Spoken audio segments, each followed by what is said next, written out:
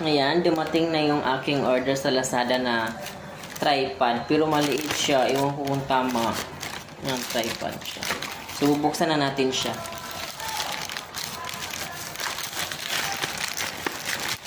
Kasi nahirapan ako pag halimbawa mayroon ako mga sinushoot na wala akong ganito. So, bumili ako. Mura lang siya. Sana maganda. So, ayan siya.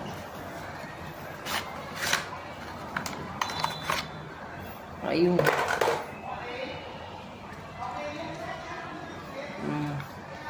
Ayan. So, ganyan pala siya. Paano? Tapos ito na ganun siya. Ayan. Ganyan pala siya. Yay! Mayroon akong tripod na maliit.